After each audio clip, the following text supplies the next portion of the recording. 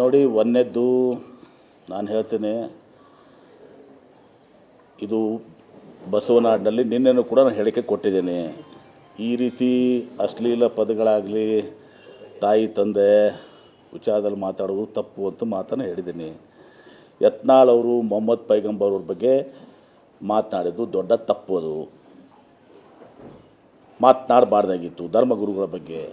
ಎರಡನೇದಾಗಿ ನಾನು ನಿನ್ನ ಎಲ್ಲವನ್ನೂ ಹೇಳಿದ್ದೀನಿ, ವಿಜಯಪುರದಲ್ಲೇ ಹೇಳಿದ್ದೀನಿ, ನಿಮ್ಮ ಚಾನಲ್ಸ್ನಲ್ಲೂ ಕೂಡ ಭಾಳಷ್ಟು ಕಡೆ ಬಂದಿದೆ. ತದನಂತರ ಒಂದು ಸಭೆ ಆಯಿತು. ಆ ಪೈಗಂಬರ್ ಅವರು ಮಾತಾಡಿದ ಸ್ವಾಭಾವಿಕವಾಗಿ ಎಲ್ಲ ಮುಸ್ಲಿಂ ಸಮಾಜದವರು ಒಂದು ಸಭೆಯನ್ನು ಮಾಡಿದರು. ಆ ಸಭೆಯಲ್ಲಿ ಕೂಡ ಕೆಲವೊಂದು ಜನ ಇವತ್ತಿನ ದಿವಸ ಒಬ್ಬೊಬ್ಬರು ಭಾಳ ಅಶ್ಲೀಲ ಪದವನ್ನು ಬಳಸ್ಕೊಂಡ್ರು. ಅಲ್ಲಿನೂ ಕೂಡ ಅವ್ರು ಹೇಳಕ್ಕೆ ಬರೋದಿಲ್ಲ ನನಗೆ, ಭಾಳ ಅಶ್ಲೀಲ ಪದ ಬಳಸ್ಕೊಂಡ್ರು. ಆದರೆ ಮೂಲ ಕಾರಣಕರ್ತರು ಯಾರು? ಯತ್ನಾಳ್ ಅವರು. ಪೈಗಂಬರ್ ವಿಚಾರ ಮಾತಾಡಿದ್ರಕ್ಕಂದ್ರೆ ಈ ಪ್ರಶ್ನೆ ಬರ್ತಿರಲಿಲ್ಲ, ಅವ್ರು ಹೋರಾಟ ಮಾಡೋದು ಪ್ರಶ್ನೆ ಬರ್ತಿರಲಿಲ್ಲ. ತದನಂತರ ಏನು ಯತ್ನಾಳ್ ಅವರು ಮಾತನಾಡಿದ್ದಾರೆ, ಅದು ನೀವು ಅಭಿವೃದ್ಧಿ ಬಗ್ಗೆ ಚಾಲೆಂಜ್ ಹಾಕ್ರಿ, ಬೇರೆ ರೀತಿಯ ಸವಾಲು ಹಾಕ್ರಿ. ಆದರೆ ತಾಯಿ ತಂದೆ ಈ ಭಾಷೆ ಇವತ್ತಿನ ದಿವಸ ಬಸವನಾಡಿನಲ್ಲಿ ಬಸವಣ್ಣವರ ಜನ್ಮ ಕೊಟ್ಟಂಥ ಸ್ಥಳ ವಿಜಯಪುರ ಜಿಲ್ಲೆ, ಸಿದ್ದೇಶ್ವರ ಸ್ವಾಮೀಜಿಯವರಿದ್ದಂಥ ಜಿಲ್ಲೆ, ಅಲ್ಲಿ ಇದು ಸರಿಯಾದದಂತಲ್ಲ. ಎರಡನೇದಾಗಿ ನಾನು ಕೂಡ ಗಮನಿಸಿದೆ, ಶಿವಾನಂದ ಪಾಟೀಲ್ರು ಹೇಳುವಾಗ MB ಪಾಟೀಲ್ ಜಿಲ್ಲಾ ಉಸ್ತುವಾರಿ ಸಚಿವರು ಬರಬೇಕಾಗಿತ್ತು, ಅವ್ರು ಬರ್ತಾರತ್ ನಾನು ತಿಳ್ಕೊಂಡಿದ್ದೆ ಅಂಥೇಳಿ. ಸನ್ಮಾನ್ಯ ಶಿವಾನಂದ ಪಾಟೀಲ್ರಿಗೆ ಗೊತ್ತಿದೆ, ಅಂದು ಬೆಳಗಾವಿನಲ್ಲಿ ನಮ್ಮ ಪಕ್ಷದ ಬೆಲೆ ಏರಿಕೆ ವಿರುದ್ಧ ಹೋರಾಟ ಮುಖ್ಯಮಂತ್ರಿಗಳು, AICC ಜನರಲ್ ಸೆಕ್ರೆಟರಿ ನಾವೆಲ್ಲ ಇದ್ವಿ. ಅವ್ರಿಗೂ ಅಲ್ಲಿ ಆಹ್ವಾನ ಇತ್ತು. ಅವ್ರಿಗೆ ಅದು ಗೊತ್ತಿದ್ದೂ ಕೂಡ, ಅದೆಲ್ಲ ತಿಳುವಳಿಕೆ ಇದ್ದೂ ಕೂಡ ಅವ್ರು ಮಾತಾಡಿರೋದು. ಇದರಿಂದ ಉದ್ದೇಶ ಇವ್ರದ್ದೇನೋ ಬೇರೆಯೇ ಇದೆ. ಉದ್ದೇಶ ತಿಳಿದುಕೊಂಡ್ರೂ ಕೂಡ ನಾನು ಅಲ್ಲಿ ಬೆಳಗಾವಿನಾಗಿದ್ದೀನಿ, ನಾನು ಜಿಲ್ಲಾ ಉಸ್ತುವಾರಿ ಸಚಿವ. ನಮ್ಮ ಜಿಲ್ಲೆ ಇವತ್ತಿನ ದಿವಸ ಅಲ್ಲಿ ಜನರು ಅಲ್ಲಿ ಬರೋಕ್ಕೆ ಹೋಗಿ ಮಾಡಿದರು. ಶಿವಾನಂದ ಪಾಟೀಲ್ ಹಾವೇರಿ ಜಿಲ್ಲೆ ಉಸ್ತುವಾರಿ, ಅವ್ರಿಗೆ ನಿನ್ನೆ ಹುಬ್ಳಿಗೆ ಹೋಗಿದ್ರು. ಇವ್ರು ಹೋಗಿದ್ರಲ್ಲ ಹುಬ್ಳಿಗೆ. ಹೀಗೆ ಇದು ಗೊತ್ತಿದ್ದಾಗೂ ಕೂಡ ನಾನು ಪಕ್ಷದ ಹೈಕಮಾಂಡ್ಗೂ ಗಮನಕ್ಕೆ ತರ್ತೇನೆ, ಇದನ್ನು ವರಿಷ್ಠರಿಗೂ ಗಮನ ತರ್ತೇನೆ. ಗೊತ್ತಿದ್ದಾಗೂ ಕೂಡ MB ಪಾಟೀಲ್ ಬಂದಿಲ್ಲ ಅಂದ್ರೇನು, ಉಸ್ತುವಾರಿ ಸಚಿವರು ಬರಬೇಕಾಗಿತ್ತು ಅಂದ್ರೆ ಇವ್ರು ಯಾರು ಹೇಳೋರು ನನಗೆ? ಉದ್ದೇಶ ಏನು ನಿಮ್ಮದು? ಕುಚ್ಚೋದತ್ತಂತ ಕೆಲಸ ಇದು, ಮಿಸ್ಚುವಸ್. ಈ ರೀತಿ ಏನೋ ಒಂದು ತಪ್ಪು ಸಂದೇಶವನ್ನು ಮುಸ್ಲಿಂ ಸಮುದಾಯಕ್ಕೆ ಕೊಡಬೇಕಂತ ನೀವು ಬಯಸಿದ್ದೀರಿ. ಮುಸ್ಲಿಂ ಸಮುದಾಯಕ್ಕೆ ನಮ್ಮ ತಂದೆಯವರು BM ಪಾಟೀಲರು ಪ್ರಪ್ರಥಮವಾಗಿ ವಿಜಯಪುರ ನಗರದ ಶಾಸಕರಾಗಿ ಅವರು ವೀರೇಂದ್ರ ಪಾಟೀಲ್ ಕ್ಯಾಬಿನೆಟ್ನಲ್ಲಿ ಮುನ್ಸಿಪಲ್ ಅಡ್ಮಿನಿಸ್ಟ್ರೇಷನ್ ಮಿನಿಸ್ಟರ್ ಆಗಿದ್ದರು. ತದನಂತರ ಮುಸ್ಲಿಂ ರಿಪ್ರೆಸೆಂಟೇಷನನ್ನು ವಿಜಯಪುರ ನಗರಕ್ಕೆ ಕೊಟ್ಟಿದ್ದು ನಮ್ಮ ತಂದೆಯವರು SHS ಬಕ್ಷಿ ಅಂಥೇಳಿ. ಅಂದು ಜನತಾ ಪಾರ್ಟಿದಲ್ಲಿದ್ದರು ಫಾದರು. ಆವಾಗ KPCC ಅಧ್ಯಕ್ಷರು ರಾಠೋಡ್ ಅವರು, ಅವ್ರ ಅಗೇನ್ಸ್ಟ್ ಇವತ್ತಿನ ದಿವಸ ಬಕ್ಷಿಯವ್ರನ್ನ ಆರಿಸಿ ತಂದು ಮುಸ್ಲಿಂ ರಿಪ್ರೆಸೆಂಟೇಷನ್ ಕೊಟ್ಟಿದ್ದು. ಇದೆಲ್ಲ ನಮ್ಮ ಹಿನ್ನೆಲೆ ಅದ. ನನಗೆ 1999ರಲ್ಲಿ SM ಕೃಷ್ಣ ಅವ್ರು ಹೇಳಿದರು, ವಿಜಯಪುರ ನಗರಕ್ಕೆ ನೀನು ಸ್ಪರ್ಧೆ ಮಾಡು ಅಂಥೇಳಿ. ನಾನು ಸ್ಪರ್ಧೆ ಮಾಡಲಿಲ್ಲ, ನಾನು ತಿಗೋಡಂದು ಸ್ಪರ್ಧೆ ಮಾಡಿದೆ. ಯಾಕಂದರೆ ಮುಸ್ಲಿಮಾನ್ ಸೀಟು ನಮ್ಮ ತಂದೆಯವ್ರು ಕೊಟ್ಟಿದ್ದಾರೆ, ನಾನು ಕಸ್ಕೊಳ್ಬಾರ್ದು ಅದನ್ನು ಅಂಥೇಳಿ. ಆವಾಗ ನಮ್ಮ ಹಿರಿಯವರೊಬ್ಬರು ಮೊಹಮ್ಮದ್ ಪೀರ್ ಅವ್ರಿಗೆ ನಾನು ಮಾತನಾಡಿದೆ, ಅವ್ರು ಹೇಳಿದ ಬೇಡ ಅಂತ ಹೇಳಿದರು. ಆ ಎಲೆಕ್ಷನ್ ನಾನು ಸೋತೆ, ಆ ಮಾತು ಬೇರೆ. ಆಮೇಲೆ ಇವ್ರು ಹೇಳ್ತಾರಲ್ಲ, ಇವ್ರು ಹಿಂದೆ ಯತ್ನಾಳ್ ಬಸವನಗೌಡರಿಗೆ ಕಲಿಸಿದ್ದೇ ಕೆಲವೊಂದು ಜನ, ನಾನು ಅವ್ರ ಹೆಸರು ಹೇಳಕ್ಕೆ ಬಯಸೋದಿಲ್ಲ. ಯತ್ನಾಳ್ ಬಸವನಗೌಡರಿಗೆ ಹಿಂದೆ ಹಾಡಿ ಹೊಗಳುವಂಥದ್ದು, ನನ್ನ ಹಿಂದೆ ಅವರೇ ಒಂದು ತಮ್ಮದೇ ಪಕ್ಷ ಮೂರು ಒಂದೇ ಪಕ್ಷದಾಗಿದ್ದಾಗ ಹಾಡಿ ಹೊಗಳಿದ್ದಾರೆ. MB ಪಾಟೀಲ್ರು, BLD ಸಂಸ್ಥೆ, ಕುಟುಂಬ ರಾಜಕಾರಣ, ಇದೆಲ್ಲ ಹಳೇದಾಗಿದ್ದಾವೆ. ಯತ್ನಾಳ್ ಬಸವನಗೌಡರಿಗೆ ಪುಷ್ಟಿ ಕೊಟ್ಟು ಕಲಿಸಿ ಅವ್ರು ಮಾತನಾಡೋಕ್ಕೆ ಕಲಿಸಿದವರು ಇವರೇ. ಇದೆಲ್ಲ ಮಾತಾಡಿದ್ರೆ ಭಾಳ ಇದಾಗ್ತದೆ. ನಾನು ಅದಕ್ಕೆ ಹೋಗೋದಿಲ್ಲ. ಇದು ಜನ ಲೈಕ್ ಮಾಡಿಲ್ಲ. ಇವತ್ತು ನೀನು ಏನಾಗಿದೆ ಇವತ್ತಿನ ದಿವಸ ವಿಜಯಪುರ ಜಿಲ್ಲೆ ಜನ ಎಲ್ಲರನ್ನೂ ಬೈತಾ ಇದ್ದಾರೆ. ನಾನು ಒಬ್ಬ ಅದರಲ್ಲಿ ಸೇರ್ಕೊಳ್ಳೋಕೆ ಬಯಸೋದಲ್ಲ. ಹೀಗಾಗಿ ನಾನು ಮಾತಾಡಿದ್ದೀನಿ, ಯಾಕಂದರೆ ಅವರು ನನ್ನ ಹೆಸರನ್ನು ಪ್ರಸ್ತಾಪ ಮಾಡಿದರು, ಉಸ್ತುವಾರಿ ಸಚಿವರು ಅಂಥೇಳಿ. ತನ್ನ ವಿರುದ್ಧ ಸ್ಫೋತಂತ ಒಬ್ಬ ಅಭ್ಯರ್ಥಿ ಅಂತ ನೀನು ಹೇಳಿದ ಮೇಲೆ ನಾನು ಉತ್ತರ ಕೊಡ್ತಾಯಿದ್ದೆ, ನಾನು ಕೊಡ್ತಾ ಇರಲಿಲ್ಲ.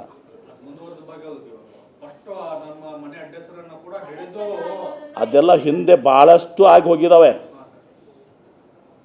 BLD ಸಂಸ್ಥೆ, MB ಪಾಟೀಲು, ಕುಟುಂಬ ರಾಜಕಾರಣ, ಭಾಳಷ್ಟೆಲ್ಲ ಹಿಂದೆ ಯತ್ನಾಳ್ ಅವರು, ಅವರ ಸ್ನೇಹಿತರು ಅಂದು ಎಲ್ಲ ಆಗೋಗಿದ್ದಾವೆ. ಆ ಪರಿಸ್ಥಿತಿ ಟೈಮ್ನಾಗ ಏನೇನೋ ಎಲ್ಲನೂ ಆಗಿದ್ದಾವೆ. ಎಲ್ಲವನ್ನು ಮಾತಾಡಿದ್ರೆ ಭಾಳ ದೊಡ್ಡ ಹಿಸ್ಟ್ರಿ ಆಗ್ತದೆ, ಅದು ಬೇಡ. ಈಗ ಇಲ್ಲಿಗೆ ಅದನ್ನು ಮುಕ್ತಾಯಗೊಳಿಸ್ಬೇಕಂತಂದಿದೆ. ನಮ್ಮದೇನಿದೆ ಇವತ್ತಿನ ದಿವಸ ನನ್ನ ಹೆಸರು ಪ್ರಸ್ತಾಪ ಮಾಡಿಸಿದ್ದಕ್ಕೆ ಇವತ್ತಿನ ದಿವಸ ಇದರಲ್ಲಿ ನಾನು ಪಕ್ಷದ ಹೈಕಮಾಂಡಿಗೆ ಗಮನಕ್ಕೆ ತರ್ತೇನೆ. ಪಕ್ಷದ ಅಧ್ಯಕ್ಷರು ತರ್ತೀನಿ, ಮುಖ್ಯಮಂತ್ರಿಗಳು ತರ್ತೀನಿ, ಹೈಕಮಾಂಡ್ ತರ್ತೀನಿ. ನನ್ನ ಹೆಸರು ತರಕ್ಕೆ ಹೋಗಿದ್ರಿ. ನಿಮ್ಮ ಉದ್ದೇಶ ಏನೋ ಇರ್ಬೋದು, ಮುಸಲ್ಮಾನರಿಗೆ ನೀವು ಇದು ಮಾಡಿ ನಿಮ್ಮದೇನೋ ಒಂದು ಉದ್ದೇಶ ಇರಬೇಕು, ಅಥವಾ ಎಂ ಬಿ ಪಾಟೀಲ್ನ ಮುಸಲ್ಮಾನರ ಮುಂದೆ ಕೆಟ್ಟ ಮಾಡುವಂಥ ಉದ್ದೇಶ ಇರ್ಬೋದು. ಮತ್ತು ನಿಮ್ಮ ಆಶೆ ವಿಜಯಪುರ ನಗರಕ್ಕೆ ಸ್ಪರ್ಧೆ ಮಾಡೋದು, ಅದರ ಸಲುವಾಗಿ ನೀವು ಇದನ್ನು ಈ ಮಾತನ್ನು ನೀವು ಆಡಿರ್ಬೋದು. ನಿಮ್ಮ ಸ್ವಾರ್ಥಕ್ಕಾಗಿ ನನ್ನ ಯಾಕೆ ತರ್ತೀರಿ ಇದರಲ್ಲಿ?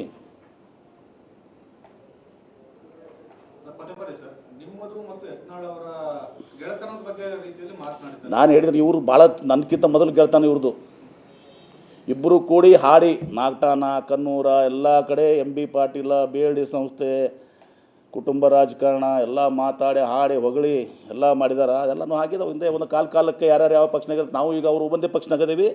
ಇಬ್ಬರು ಕೂಡಿ ಇವತ್ತೊಂದು ದಿವಸ ಪಕ್ಷ ಕಟ್ಟಬೇಕು, ಇವತ್ತು ಜಿಲ್ಲೆಯನ್ನು ಅಭಿವೃದ್ಧಿ ಮಾಡಬೇಕು, ಆ ದಿಶೆಯಲ್ಲಿ ನನ್ನ ಗಮನ ಇರ್ತದೆ. ಇಷ್ಟಕ್ಕೆ ನಾನು ಮಾತುಕೊಂಡು ಹೇಳಿ ಮುಗಿಸ್ತೇನೆ.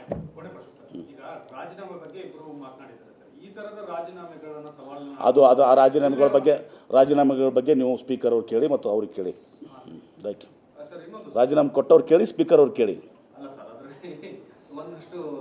ಆಮೇಲೆ ಅವತ್ತು ನಾನು ಮುಸ್ಲಿಮ್ ಸಮುದಾಯಕ್ಕೆ ನಾನು ಪ್ರೊಟೆಸ್ಟಿಗೆ ನಾನು ಹೋಗಿರಲಿಲ್ಲ. ಅದು ಹಿಂದಿನ ದಿವಸ ಎಲ್ಲ ಮುಸ್ಲಿಂ ಬಾಂಧವ್ರ ಕಡೆ ಬಂದು ಭೇಟಿಯಾಗಿ ಅವ್ರು ಹೇಳಿದ್ದೀನಿ. ಅವ್ರು ತಿಳಿಸಿ ಹೇಳಿ ನಾನು ನಾಳೆ ಇರಬೇಕಾಗ್ತದೆ. ಅಲ್ಲಿ ಸುರ್ಜಾವಾಲ್ ಅವರು AS ಜನರಲ್ ಸೆಕ್ರೆಟರಿ ಬರ್ತಿದ್ದಾರೆ, CM ಅವ್ರು ಬರ್ತಾರೆ, ನಾನು ಅಲ್ಲಿ ಇರ್ತೀನಿ ಅಂತ ಹೇಳಿ ಹೋಗಿದ್ದೀನಿ. ಅಷ್ಟೇ ಅಲ್ಲ, ನಮ್ಮ ಸಹೋದರ ಸುನೀಲ್ ಪಾಟೀಲ್ MLC ಅವ್ರನ್ನ ಫಂಕ್ಷನ್ಗೆ ಅವ್ರನ್ನ ಅಟೆಂಡ್ ಮಾಡೋಕ್ಕೆ ಹಚ್ಚಿದ್ದೀನಿ. ನನ್ನ ಸಹೋದರ ಕಾಂಗ್ರೆಸ್ನಾಗೆ ಅದಾನ. ಬೇರೆಯವ್ರ ಥರ ನನ್ನ ಒಬ್ಬ ಸಹೋದರ ಒಂದು ಪಕ್ಷ, ಇನ್ನೊಬ್ಬ ಸಹೋದರ ಒಂದು ಪಕ್ಷ, ಕುಟುಂಬದವ್ರು ಬೇರೆ ಬೇರೆ ಪಕ್ಷ, 4 ಮಂದಿ ಈ ಕಡೆ 4 ಮಂದಿ ಆ ಕಡೆ. ನಮ್ಮ ಮನೇಲಿಲ್ಲ. ನಮ್ಮ ಮನೇಲಿ ಇರೋದೇ ಇಬ್ಬರೇ. ನಮ್ಮ ಬ್ರದರ್ ಒಂದು ಪಾರ್ಟಿ, ನಾನು ಒಂದು ಪಾರ್ಟಿ ಅಂತಿಲ್ಲ. ಅವನು ಕಾಂಗ್ರೆಸ್ನಲ್ಲಿದ್ದಾನೆ MLC, ನಾನು ಕಾಂಗ್ರೆಸ್ನಿಂದ ಶಾಸಕನಾಗಿದ್ದೀನಿ, ಸಚಿವನಾಗಿದ್ದೀನಿ. ಅವ್ರಿಗೆ ಕಳಿಸಿದ್ದೀನಿ. ನಾನು ಇಟ್ಟನ್ನು ಬಿಟ್ಟು ಇದನ್ನು ಮಾತಾಡುವಂಥದ್ದು, ಇದು ನಾನು ಇದನ್ನು ಮಾತಾಡುವಂಥ ಪ್ರಶ್ನೆನೇ ಬರ್ತಿರಲಿಲ್ಲ. ಇದನ್ನು ಅನವಶ್ಯಕವಾಗಿ ನನಗೆ ಹೇಳಿ ತಂದಿದ್ದಾರೆ. ನನಗೆ ಹೇಳಿ ತಂದು ಸಹ ಅವ್ರ ಉದ್ದೇಶ ಏನಿತ್ತು? ಇದು ಒಳ್ಳೆಯ ಉದ್ದೇಶ ಅಂತೂ ಅಲ್ಲ ನನಗನ್ನಿಸ್ತದೆ.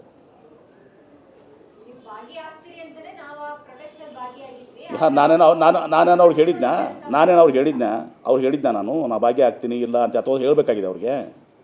ಆ ಮುಸ್ಲಿಂ ಸಮುದಾಯವ್ರ ಕಡೆ ಬಂದಿದ್ದರು, ನನಗೆ ಆಹ್ವಾನವೂ ಕೂಡ ಮಾಡಿದರು. ಹಿಂದಿನ ದಿವಸ ಕಡೆ ಬಂದಿದ್ರು, ನೋಡಪ್ಪ ಹಿಂಗೆಲ್ಲ ಕ್ಲಾಶ್ ಆಗಿದ್ದಾವೆ ಎರಡೂ ಕೂಡ.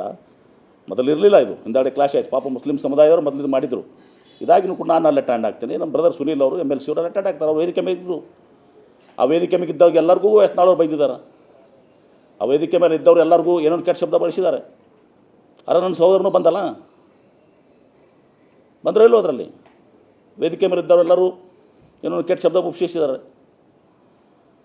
ಬಿಡಿ, ನಾನು ಇಷ್ಟಕ್ಕೆ ಸಮಾಪ್ತಿ ಮಾಡ್ತೀನಿ. ಇದನ್ನು ನಾನು ಬೆಳೆಸೋಕ್ಕೆ ಹೋಗೋದಿಲ್ಲ. ಆದರೆ ಇದು ಪ್ರಾರಂಭ ಶಿವಾನಂದ ಪಾಟೀಲ್ ನೀವು ಮಾಡಿದಿರಿ. ಇಂಥದ್ದು ಮಾಡೋಕ್ಕೆ ಹೋಗಬೇಡಿ. ಒಂದೇ ಪಕ್ಷದಲ್ಲಿ ನಾವು ಇದ್ದೀವಿ, ನೀವಿದ್ದೀವಿ. ಪಕ್ಷ ಸಂಘಟನೆ ಮಾಡೋಣ, ಪಕ್ಷದ ಅಭಿವೃದ್ಧಿ ಮಾಡೋಣ. ಒಟ್ಟಾರೆ ಬೇಕಾದ್ರೆ ನಾವು ಇಬ್ಬರು ಕೂಡಿನೇ ಒಂದು ಯತ್ನಾಳವ್ರಿಗೆ ತಕ್ಕ ಪಾಠ ಕಲಿಸುವಂಥ ಕೆಲಸ ಮಾಡೋಣ. ಅದನ್ನು ಬಿಟ್ಕೊಂಡು ಇದನ್ನು ನನ್ನನ್ನು ಡ್ರ್ಯಾಗ್ ಮಾಡ್ತಾರಂಥದ್ದು ಇದು ಅವಶ್ಯಕತೆ ಇಲ್ಲ. ಮತ್ತು ಕಾಲಕ್ಕೂ ಏನೇನಾಗಿದ್ದಾವೆ ಎಲ್ಲನೂ ಕೂಡ ಎಲ್ಲರಿಗೂ ಕೂಡ ಗೊತ್ತಿದೆ. ನಾನು ಕೆದಕೋಕ್ಕೆ ಬಯಸಂಗಿಲ್ಲ. ಹಳೇದು ಅದು ಮುಗಿದೋಗಿದ್ದ ಕತೆ. ನೀವೊಂದು ಪಕ್ಷದಾಗಿದ್ದೀರಿ, ನಾವೊಂದು ಪಕ್ಷದಾಗಿದ್ದೀರಿ. ಈಗ ನಾವಿಬ್ಬರು ಒಂದೇ ಪಕ್ಷದಾಗಿದ್ದೀವಿ.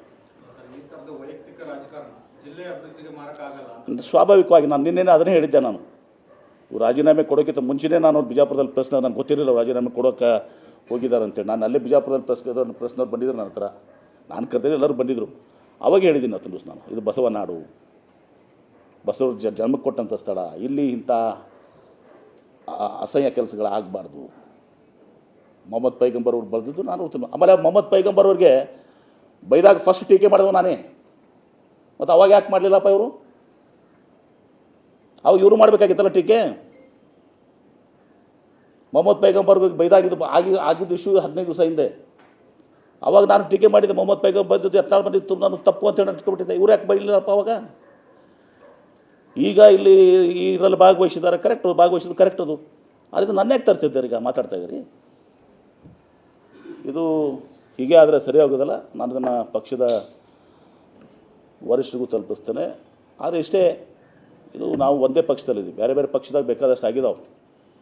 ನೀವು ನನ್ನ ಬಗ್ಗೆ, ನನ್ನ ಕುಟುಂಬದ ಬಗ್ಗೆ, BLD ಸಂಸ್ಥೆ ಬಗ್ಗೆ, ಕುಟುಂಬ ರಾಜಕಾರಣ ಬಗ್ಗೆ ಮಾತಾಡಿದ್ದೀರಿ.